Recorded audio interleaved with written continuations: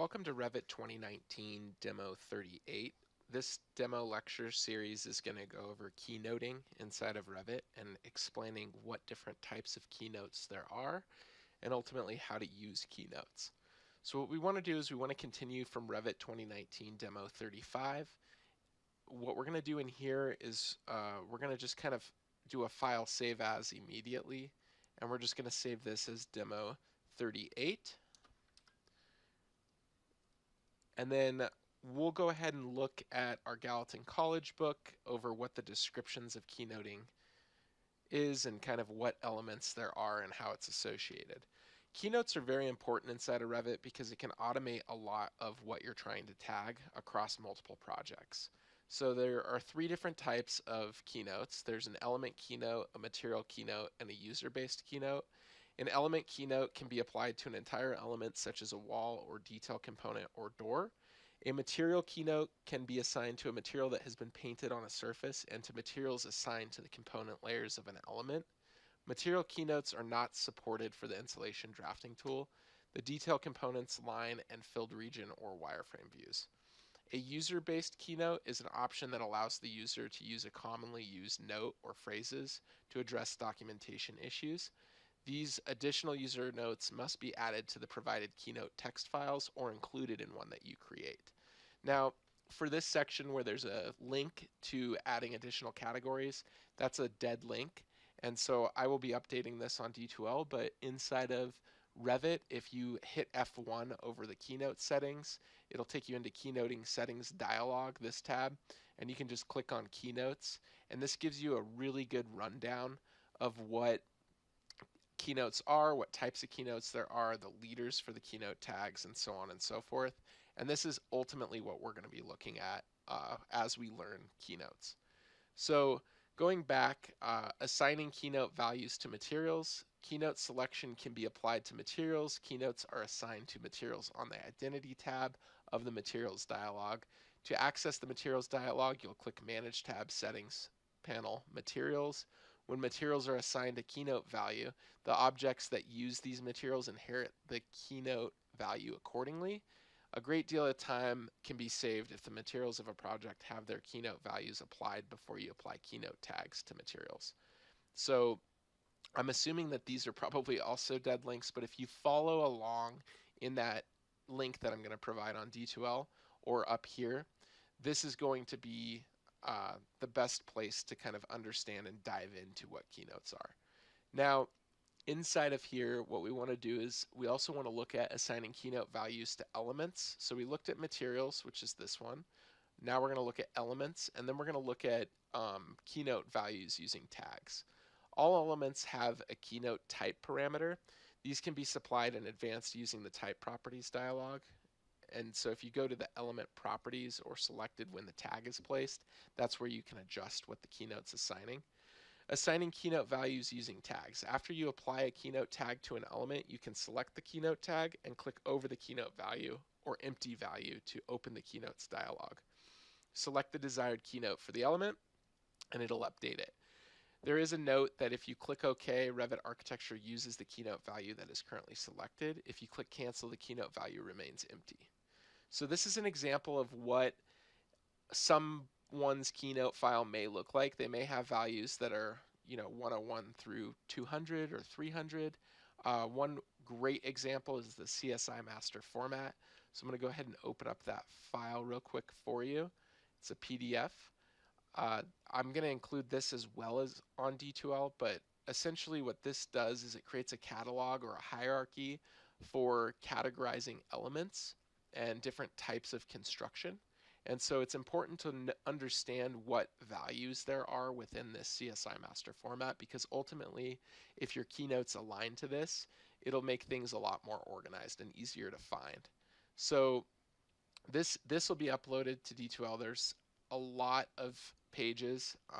Generally, for myself, I work in a mechanical and plumbing company. We stick to division 22 and 23 primarily. So if I were to scroll to 22 or 23, let's see if I can find it. 26, I'm just looking at this first number here. So if I go, just kind of tapping up, 22 is plumbing, and then 23 is heating, ventilation, and air conditioning, HVAC.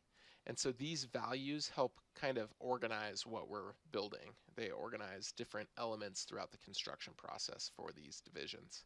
So that's why you would reference the CSI master format. And generally the keynotes file is referenced to these divisions. So it's just a way of organizing. So we're going to head back to here. And if we look at the keynote file, so I'm going to open up Revit. We're going to note a couple things about this file. It's just a text file. Notice we discussed a little bit briefly about shared parameters in class. That's also a text file. Everything that Revit is referencing is from a text file. That's because Revit is a database. And so ultimately, if you build out these databases, it'll make Revit operate much more efficient for you. So if we open up Revit and we go into our Revit2019 demo38 file, and we go into annotate keynote, you're going to notice these three different keynotes: the element keynote, the material keynote, and the user keynote, and then the keynoting settings. We're going to go into this first. Automatically, right out of the box, Revit's going to point to a Keynotes Imperial 2004 text, and these are at the library locations, and the numbering method is by keynote. So if we browse this or view this, we can hit view. You'll notice that you have all of these divisions. So division 22 is plumbing, division 23 is heating. So in here, these align to that CSI master format. So as I go through and I start to begin to mark up and annotate some of these details, it's important to know that I'm referencing from a keynote file that is referenced to the CSI master format. It's an organizational system. So inside of the example files or in our Gallatin College book, there's a couple examples. We have the Keynote Master Format 2010. And so this file, if you were to open it, this is what it looks like and how it categorizes. And then there's the Revit Keynotes Imperial. That's the one we just looked at, I believe. Let's go back and check. US Imperial Revit Keynotes Imperial 2004. So not much has changed in this one. And so if we view this, this would be equivalent to this text file here. And so it's showing you kind of how they're quantifying things. Now there's also an example file from an architecture firm where they've defined what their divisions are and what the sample text might look like. So if you were building out your own for an architecture firm, this is one way that you could go about doing it. And then if we scroll down, this is a sample file of what a past instructor's keynote file looked like. So it was the same HMC file, and he's just explaining that there's a tab in between each of these. And if you look back up here, there's a tab in between each. And so that's important because when you're working on these files, you want to make sure that things are set up correctly. So continuing forward, we're going to get started. So we're going to just look kind of back at some of these. We're going to also browse. So you'll notice that there's this Imperial file, the text, so I can load different ones. This is the 2010. And then we don't want to obviously deal with metric, but it would be nice to kind of look at what the differences are between these. So if I open up 2010, keynote table reloaded successfully, view, divisions are in here. There's probably just some updated organization systems. It looks to me like they've stripped it down a bit more. So if I were to go back and reload the 2004 and view it and go back to division 22, there's a lot more in this one. So they've been stripped down. So that's something to take note of, because if you, for example, for our plumbing firm, we do domestic water softeners. So if I loaded the other keynote file and it didn't have it, it would be up to me to successfully go into that keynote file and edit it.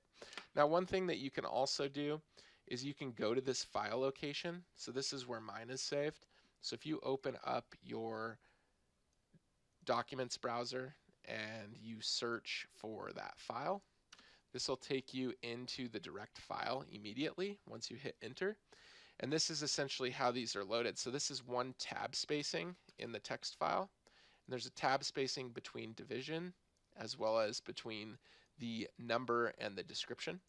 And so that's how this is set up. So if I wanted to add a value in here, I could very easily come in here and start putting in the information that are associated to what I'm focused on. So it's a rather large file. It's very easy to mess this file up. there's a lot of information in here. This is the database of all of our divisions. And so in here, this is the hierarchy I would want to follow as I'm setting up my new firm standards. So just understanding the location of where this Keynotes file is very powerful. We're not going to save this for right now. If I did save it, it would update the values for Revit, and I would just have to reload it, and it would reload successfully. It will tell you if you didn't do it successfully as well. So there are some absolute types. We're going to use the library locations just because that's what it's set to. And in here, what we want to do is we want to get started by doing a user keynote. And so we're going to hit OK. I'm going to open up detail 0, which is a detail that we had created earlier. And I'm going to go ahead and leave these in here for now because I want to show the difference between the keynotes and a standard text that we created. So under Keynote, if I create a user keynote, I'm going to come in here and I'm going to select the, let's see, the treated sill plate. So we're going to, this 2x6 treated sill plate. So I'm selecting that value and I'm just going to kind of come up here and click over. And you'll notice as soon as I finish, it actually opens up the Keynote file. And then from here, I can point in and find, I want 0602, which I don't have. So we're going to look for this particular sill plate. So we could do architectural woodworking, kind of look through what values are in here, wood framing, 2x6 framing. I don't see any sill plates, so it may not be in this file. But if we look through these values, I'm not seeing it. So I'm just going to go ahead and choose a 2x6, just this one for now. There is a treated 2x4, but I'm not seeing a treated 2x6. So that's something I could add in. So what I could do is I could go in and open up this Keynote file and add in the treated 2x6. What I want to do is actually add that in. So let's go ahead and just for now we'll select 2x6 and hit OK. And you'll notice that that updates the Keynote value from that legend. Now, if I were to place this value again, so if I was to place this detail component again, because it's a nominal cut section, if I were to place this, say, just out in space and then Keynote, user Keynote, because I've done it once, the user Keynote doesn't update. But if I were to update the value inside of here, so if I went into Keynote, that is set up correctly. So it's automatically defined now. It pulled in that value as soon as I had assigned it. Now the reason it didn't here is because I have a user keynote. But if I went in and did an element keynote now, because I've defined it through the user settings, it's now saved. So that's super powerful. Now one thing I could do is I could go into this element and I could change that value at any point. I think we're going to add a 2x6 treated value. But if I were to update this value and hit apply, because Revit's that database, it's going to update that tag. It didn't update this one, so that tells me that I only updated the instance of that element. So that's something to be mindful of. I believe we could match the properties of these. Nope, we can't. Let's try it one more time. MA. We're going to match that one to this one. Did not work. So one thing to note is it did not update between the two. So that's important to understand. Now let's try another tag. Let's try the material tag. I don't believe anything's going to get pulled in from this because we haven't assigned that material and therefore it's not there. If I were to go into this type and actually look at the material, there is no material in this. And because there's no material, it's not pulling the material keynote. So that's important to understand as well. So we're going to just know that the power of creating a user-based keynote is that it opens up the library. I can double click on these heads, the leader heads, and change them on the fly. So if I wanted to make sure these were consistent, I could change them. So you can imagine how quickly that will update. Let's try another user-based keynote. Notice it's not selecting the installation. That's because this is selecting an element. it's not selecting a detail line. It will select detail components, but it will not select the insulation. So in that particular case, you have to make sure that you have the right values associated. This one is just insulation batting lines, and therefore it won't pull it correctly. Now, if I wanted to go in, I believe I could do an element keynote. So if we do element, I wanted material keynote because material isn't associated to anything right now. So I'm going to place this one in, and then I can assign whatever that is through the material one. So I could find my insulation if I wanted to. And I'm not quite sure where that one is, but we'll do our best to find it. We're going to kind of look through thermal insulation. It's not thermal insulation, but we'll go ahead and use that. Oh, it is thermal insulation. So we had it as R19 bat insulation, and now that's associated. Now, it didn't select that. It only selected it didn't select anything when I material keynoted. So one thing to note is like here it's selecting elements, here it's selecting nothing, and because it's floating in space, I have it defined on the material of the bat, and that's working, but it's not on these. So that's something to note, and making sure what you're selecting is the correct value, making sure that where it's selected is correct, because if you were to draw this somewhere else, that's going to have that keynote in it. This insulation batting doesn't have a keynote, so I probably selected a portion of the interior of that wall, the material of the wall. So that's another thing to be aware of. So keynotes are very powerful. What we're going to do is we picked insulation, so we're good on that. It did work. Let's continue through by creating the keynote legend. So I'll go ahead and redo the placement of that, and what we want to do is we want to go to View, Legend, and we want to create a Keynote Legend. And then under Keynote Legend, we're going to call this Keynotes. Hit OK. And then from here, notice that key value and keynote text are ready to go in the schedule already, so we're going to hit OK. And then what you'll see is that these values have been associated. I had a blank keynote tag in there, so if I delete this row, it's going to delete that instance of that keynote, but now it's associated correctly, so I have it in there. I can also change the key values from the schedule as well, so that's important. So what we want to do is we want to place the keynote legend on the sheet that we had created. So we had created a series of wall sections. I don't have any, let's look at building sections. Yeah, we're going to do it from the wall sections. And then you'll look and you'll see keynotes. And when I place this schedule here, it's now associated. Now I didn't put this detail 0 in, so we'll just put it here. But now you've kind of understand that these values are changed. Now one thing I could do is I could try to change this from the schedule back to 2x6 framing, even though it's not. Or I could say treated 2x4. It'll associate that value. I'll go back to detail 0, and it updated both of them straight from the schedule. So that's something important to know. I'm not quite sure why the type value here didn't update correctly, because theoretically, because I'm changing the type, if I change this back to 2x6, it should apply and update both.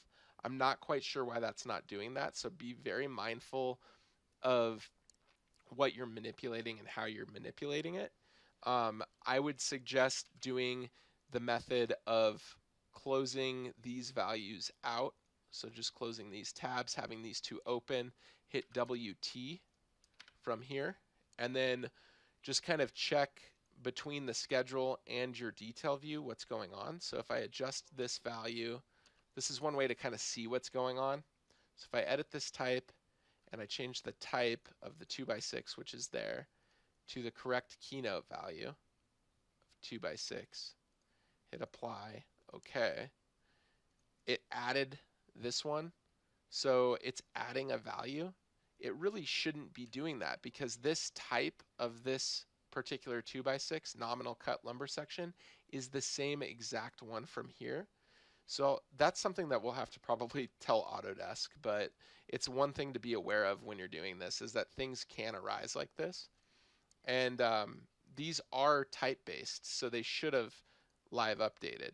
So we have that Oh, it did there. So if I edit the type here, it is F1. It just hasn't updated my tag. It's very odd. So if I were to delete this tag out, go into annotate keynote, user keynote, and if I were to draw this here, oh, I didn't want user keynote. The reason you don't want user keynote is because it's pulling open the library. You want to do an element keynote. So I'm going to go into element keynote, make sure I have the right thing selected. It did update there. So the keynote tag is not live updating like the rest unless I manipulate the value from the schedule. So if I come back in here and I go to 2x6 framing, hit OK, it's going to update both. So just get into the habit of doing that. Window tile from your detail view to the keynote library. Make all said changes from your schedule. And then that way you can see what's being manipulated here. That way if I go into this one, I change this to say I wanted R15 this time, it's going to update it. It's updating everything. Now, that's to the extent of the keynotes for pulling open the keynote file, but we're going to kind of continue through by opening up the keynotes text file. So what we want to do is look for division 9. So we're going to go back into our document browser, and we're going to paste that value in again and hit enter, and it'll open up. We're going to go to division 9 finishes. See if this is set up correctly. So we're going to division 9 finishes, and we are going to spec a countertop material. So we want to put 3/4 inch willow green corian in here, and you want to make sure that there's only one tab. So what we can do is we'll hit enter 09, and we can do a decimal place, but I'm going to follow the convention of everything else. I'm going to call this one 21, and we're going to do 0, 1, and tab, and I'm going to call this one willow green corian, and tab one more time. And I'm going to make sure, if you notice, this one says division 9 supports for plaster. Because this isn't in order, I want to make sure this is in order because I want it to be appearing correctly. So it would be directly after this. So I'm going to hit Control V. Oh, no, it was in correct order. I apologize. 21, that's why I did 21. And we'll say 0, 0. And then I can hit tab again, and I can follow what this says, where it says division 9. I would much prefer to continue with the 092100 and hit file save. And let's just see, file save. Let's just see what happens now when we reload. And this is always kind of the fun part of, did we type it in correctly? Is it going to update correctly? Keynote settings, reload, successful, hit OK. Now, I had said we were going to do a countertop material, but I want to just check and see if that pulled in correctly. So remember we did division 9. So if I scroll down to division 9, it did not pull in. So that is something to be aware of. That value did not pull in. Let's make sure, we're going to check a couple things first. So we're going to go into annotate keynote settings, and you want to look for Imperial 2004. Is that the one that we modified? Yes, it is. It is the one we modified. So let's make sure this says division 9 here. Let's go to the top and look at division 8. We're just comparing values because you'll make these mistakes. My bet is that this is the grouping. So metal doors and frames is the grouping, and then these are subgroupings. So what mistake I made was, which is good to show, is that this needs to be 092100. This should be 0901, following that same convention. And then what we're going to do is we're going to call this, I guess we can call this finish example keynote. And then we can tab, say, division 09. And looking through here, we could change this one to be 092200. And let's just see how this handles. Save, reload, successful. That's always good. Doesn't mean it necessarily worked, but it did. So 092100 finish example keynote. Notice though we lost division 22. So that's important. So that tells me that I made another user mistake. But that's how we're going to learn this, is through these user mistakes. So I created the 092101 under 092100. So that tells me that if I open up that keynote file again, so to do that, documents, I'm going to hit enter because it remembered the last. I'm going to scroll down to division 9. Under division 9, you'll notice this one. Now I changed this one to be different. I want it to say division 9, I believe, because I don't see these ones. Yeah, there they are, division 9. So these are the headers. These are the headers that are showing up inside of the table. So if I show this, that's what these are. So I'm going to go ahead and save this. So file, save. We're going to go back and reload, successful, view, and I should have under division 9, yep, supports for plaster and gypsum board, division 22. So we created the subcategory, and we created the subcategory that we wanted to create. So that is how it's being pulled. Division 9, modifying the values to say what division it's associated to, and then putting in the element that's associated to that division. So that's important. Now under element keynotes, let's go back in. You can assign keynotes to elements as well. So we could go to element keynote and pick an element like a countertop. So let's go into level 1. Right here, we'll go ahead and we'll close detail 0. We'll go into the kitchen and we'll delete these families out because these were from the family lecture. And what we'll do is we'll go ahead and go into architecture and we'll place a countertop. So we're going to go into component, place a component, load family. We want to go up to our Imperial Library. If you can't find it here, it's usually located in your quick access bar. And then you can hit casework. We want to load a countertop. And we'll just do a countertop just standard. And that loaded in, and I'm going to just place it here for now. And I'm going to go back to annotate, keynote, element keynote. And I placed it here. And what we want to do is the keynote's not there. And the reason the keynote's not there is because we updated a text file, but Revit doesn't know it was updated yet. So if that's the case, what we could do is we could reload in the keynote settings and then pick on the countertop.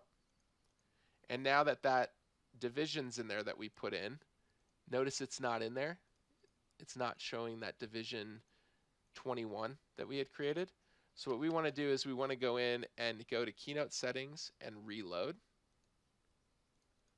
Hit OK, keynote element. Let's just see if this shows up. Division 9. 21 is in there, and we want to set that to the correct value. And it updates both.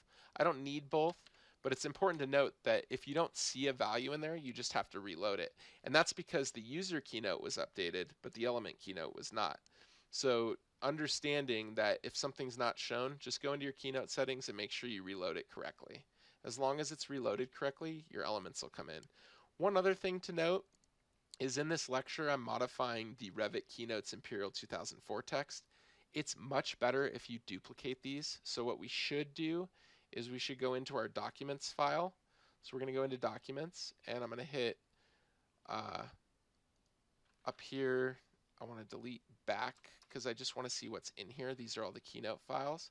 We've been modifying this one, so if I were to copy this, and we're going to put this in our demos file. So wherever you're saving your demos, we're going to put it in under keynotes, and we're going to paste it, and we're going to rename this, and we'll call this Gallatin College Keynoting, or Keynotes.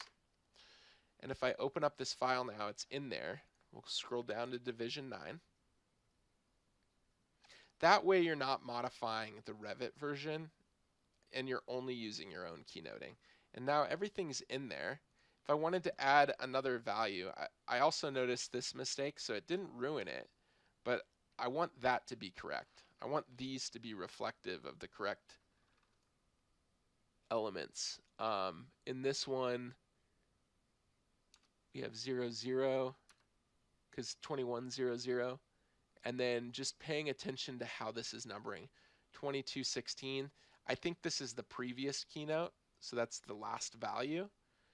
This one, yeah, that's how it's done. So that's how it's ordering it. It's putting in the new value and reading the last value.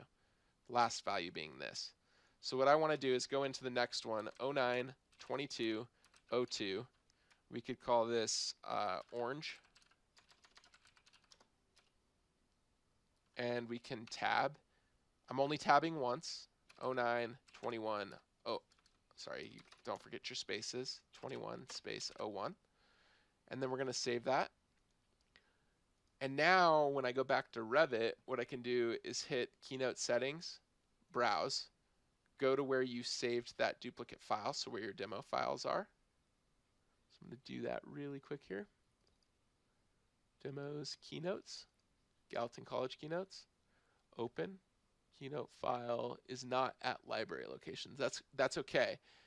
It did load it successfully, but it created relative. We're going to do absolute. So we're not using at library locations. So that's why that dialog came up. Now it's working. Everything's good.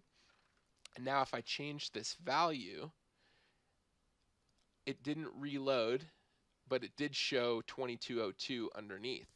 So it created a subcategory to the previous. So that's something to note of how these are subcategorizing. Now, if I wanted this to be quantified rather than under 01, I could put it to 092100. So let's do that. If we go back into text and I scroll up to 092100, this one doesn't have orange because we're not in the Gallatin College one. So make sure you open the correct text file. So we'll navigate to the college keynotes, Division 9. Scroll down to Division 9. And your firm may not have as large of a keynote file as this, but if they're following master format, they may. So this one could be 00 because now it's going to put orange under 00. And what we could say is we could call this finish colors, maybe. And hit save, close out of that, open up Revit, double click. It's not showing because I haven't updated it. So if I cancel out, annotate, keynote settings, reload, reloaded successfully, double click. Now I'm going to see it in the correct order. So that's how overall the keynotes are updating and what's going on. So we're going to go ahead and pick orange as a keynote, and that updates. So it's a really powerful tool creating these keynoting and applying the keynotes to the objects.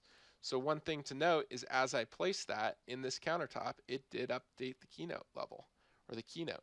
So realistically, if you are to associate all of these keynotes to all of the objects that you're placing inside of Revit, your ability to tag and create details and be able to associate to a keynote legend becomes very simple. Now what we're going to do is we're going to go back to our keynotes legend and we're going to take note that all of these keynotes are existing. So it's building this library and our fields are identical. So we can filter, sort and group. We can do a lot of work with these. I could change this back to a different color if I wanted to. So just be aware of how powerful this is. They're super powerful. You can create the keynote legend by sheet, so only the keynote you used on that sheet are applied to the keynote legend on that sheet. I would recommend doing that. So that's something that would help for organization of showing what is associated by sheet rather than by throughout the whole list, because right now this is showing from the detail and from that. So we're going to go ahead and go back to level 1. That was a pretty intense lecture on keynoting. Just be aware that you can create similar values. That's an element keynote. It's pulling that keynote tag. This wall doesn't have that assigned, and therefore I could go in and place what wall I wanted. And so being able to associate to your own library of keynotes creates a very powerful way of annotating and marking up in Revit. So we're going to save this project because we already saved it as demo 38, and I will see you in the next lecture.